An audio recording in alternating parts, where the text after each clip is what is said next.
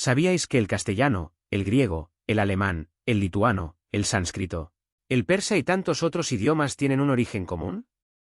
¿Y os habéis fijado alguna vez que en diferentes culturas hay dioses que controlan el cielo y blanden el rayo como arma? Zeus, Júpiter, Thor, Indra. Todos ellos proceden de una misma raíz cultural y lingüística, los protoindoeuropeos, el grupo humano de la estepa póntica que dio origen a muchas de las civilizaciones posteriores. De esa familia surgieron ramas como la indo-iraní, que desarrolló el Avesta en Persia y los Vedas en India. Esta cultura fue manipulada y tergiversada por el Tercer Reich, que la vinculó a sus fantasías raciales sobre los arios, pero la arqueología moderna nos habla de una realidad distinta. Un pueblo de pastores y guerreros que se expandió y se mezcló con las poblaciones locales, dejando una herencia cultural y lingüística que aún hoy nos define. Porque gran parte de nuestra cultura, aunque lo hemos olvidado, tiene su raíz en ese mundo protoindoeuropeo.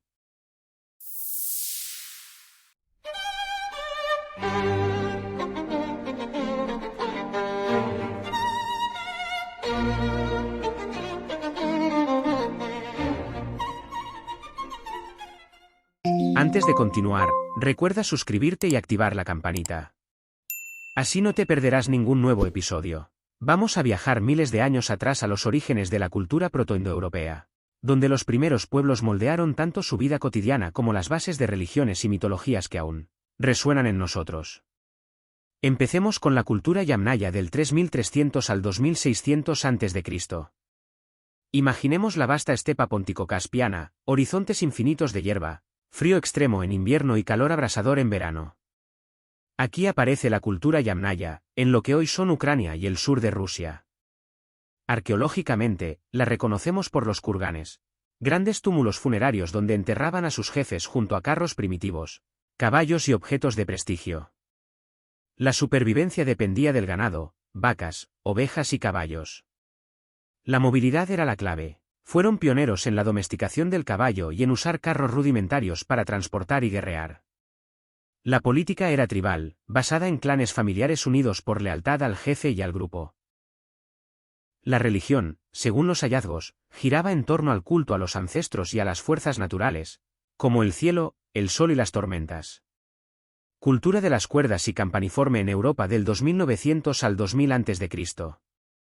Desde las estepas, los descendientes de Yamnaya expandieron su lengua y su cultura hacia el oeste.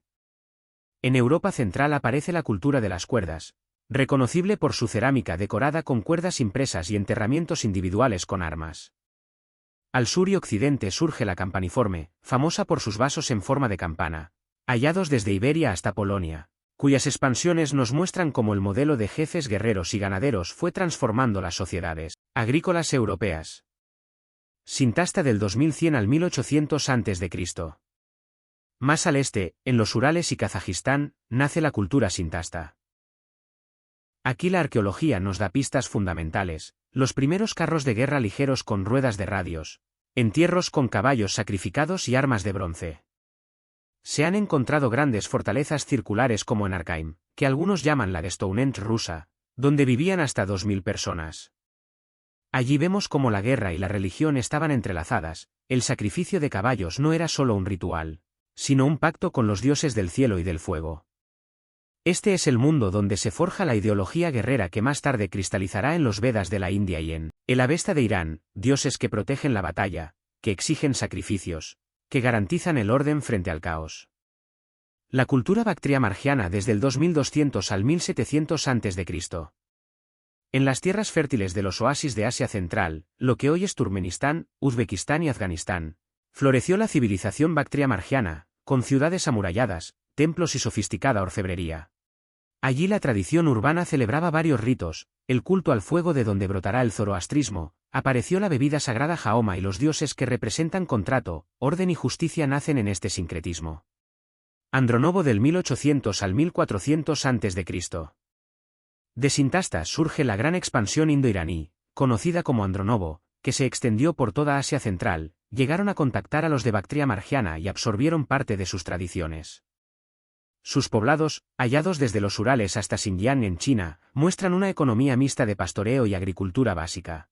Aquí se consolidan rituales que ya reconocemos, altares de fuego, sacrificios de animales, consumo de bebidas sagradas que combinaban plantas psicoactivas y leche fermentada.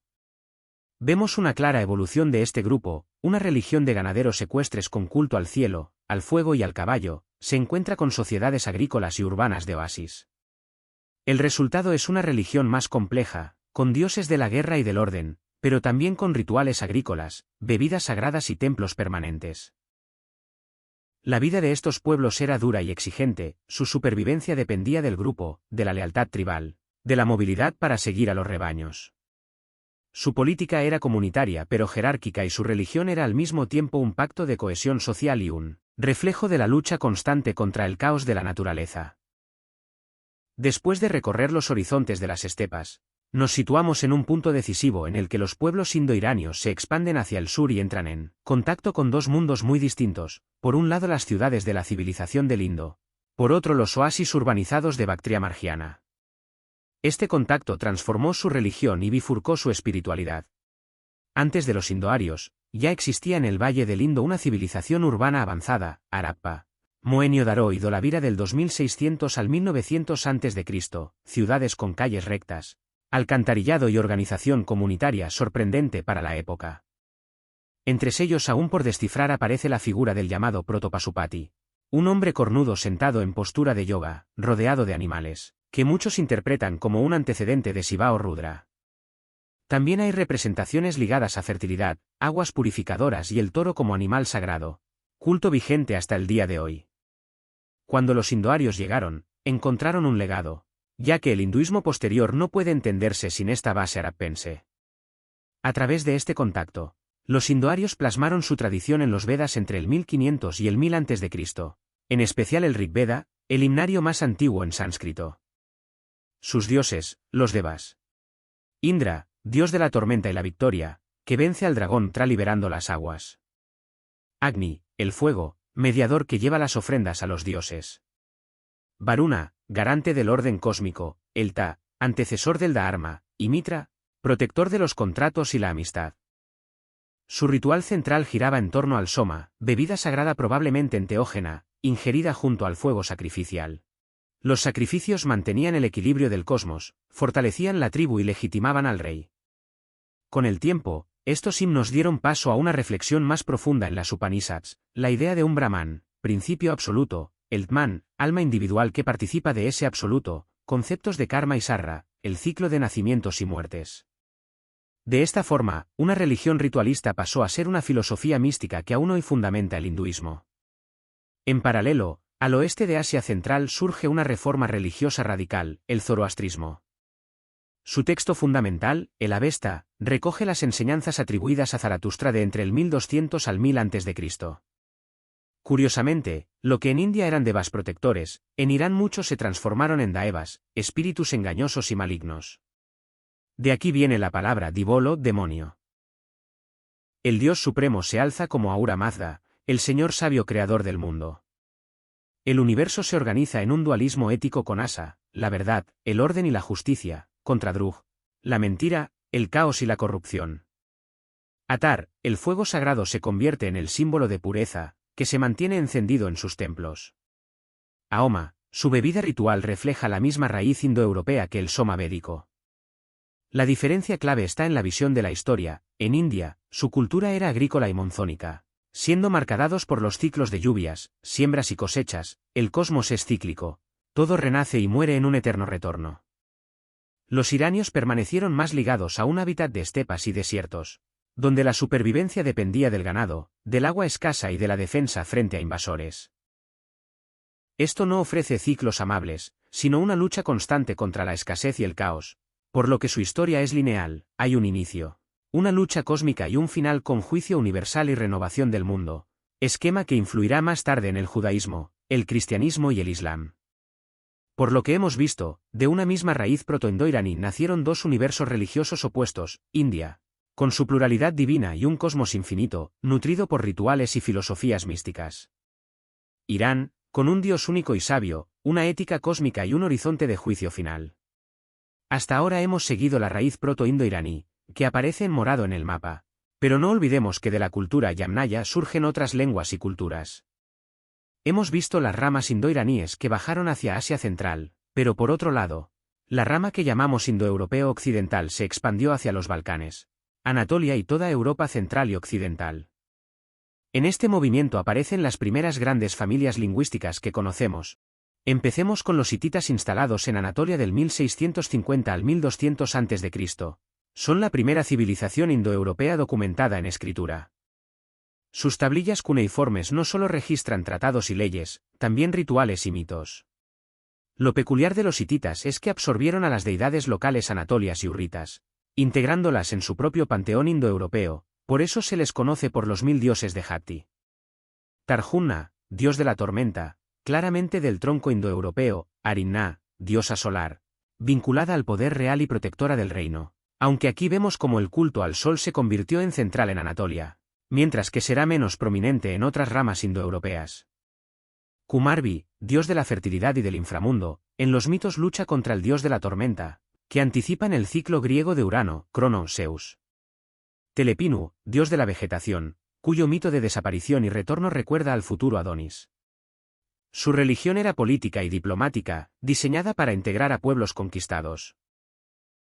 También tenemos a los micénicos del 2000 al 1500 a.C., cuya llegada de pueblos aqueos al Egeo trajo la lengua que terminaría cristalizando en griego, de donde vendrán los dioses del Olimpo y todo el imaginario helénico que todavía nos influye. Su panteón mantuvo las raíces indoeuropeas pero las sofisticó filosóficamente con Zeus como soberano, Poseidón como dios del mar o Hades del inframundo. Los itálicos se instalan alrededor del 1200 a.C., entre ellos los latinos, que desarrollarán una lengua que daría lugar al latín, y del latín vulgar surgirán las lenguas romances, español, portugués, francés, italiano, rumano. En Roma, los itálicos heredaron en esquema griego con Júpiter, Neptuno y Plutón, pero lo hicieron más político y estatal. Los celtas se extendieron desde Europa central hasta las Islas Británicas y la península ibérica desde el 1200 al 500 a.C. para dejar una religión profundamente ligada al paisaje con bosques, ríos, piedras y manantiales sagrados. Compartían la tríada divina, la sacralidad del número 3 de culto naturalista y druídico con Taranis, dios del trueno, luz, dios solar y guerrero, patrón de artesanos y sabiduría práctica, y Danu, la diosa madre, origen de los Tuatha de Danann. Los germánicos alrededor del 1000 a.C. se quedan al norte, en Escandinavia y Alemania. De ahí vendrían lenguas como el gótico, y mucho más tarde el alemán y el inglés. En su mitología, Thor con su martillo y Odín con su sabiduría son herederos lejanos de los dioses del rayo y del cielo del protoindoeuropeo. Los bálticos se consolidan en Europa oriental entre el 1500 y el 500 a.C. y mantienen lenguas muy conservadoras. Tanto en Lituania como Letonia, el paganismo báltico conservó hasta la Edad Media rasgos arcaicos indoeuropeos. Perknas, dios del trueno, Dievas, dios del cielo y Laima, diosa del destino. De hecho, los himnos bálticos cantados a la naturaleza son de los vestigios más puros de espiritualidad indoeuropea. Del tronco eslavo nacerían el ruso, el polaco, el checo, el serbio, y tantas otras. Estructuraron su religión en torno al conflicto cósmico entre Perún, armado con flechas de rayo, y Veles representado como serpiente o dragón, ligado a los rebaños y la tierra. También estaba Mocos, diosa madre del agua y la fertilidad. A resaltar que en el caso eslavo, existe un duelo eterno donde Perún lanza rayos desde el cielo y Veles se esconde en la tierra o bajo el agua. A pesar de su división, estas culturas mantuvieron una relación lingüística sorprendente, incluso su eco sigue resonando en nuestras lenguas. Su origen protoindoeuropeo nunca fue escrito, pero lo conocemos por la lingüística comparada. Hay un sinfín de palabras, pero como ejemplo, el agua en protoindoeuropeo se decía water. De ahí nace Nudan en sánscrito, Haide en griego, water en inglés, Vasa en alemán, boda en ruso. El fuego, mediador entre mundos, tiene dos raíces, Gennis y Pewer, del primero nace Agni en sánscrito, Ignis en latín, Ogoi en ruso, en inglés tenemos la palabra ignite, pero de la segunda raíz tenemos Fae o en alemán Folla. Manu significaba hombre, de ahí términos como Menan inglés, Manu en sánscrito, Manus en avéstico. Nos da la palabra neme en griego que es pensar, humanus en latín, etc. El 3 era trais, trayas en sánscrito y thri en avéstico, drai en alemán o thri en inglés. Lo mismo pasó con los dioses como Diuspeter, Padre del cielo luminoso, Dios supremo de la luz protoindoeuropeo. En la India védica de Auspitar, en Grecia Zeus, dios del rayo y del orden cósmico, o el romano Júpiter. Tenemos al germánico Tiro, el dieguas báltico.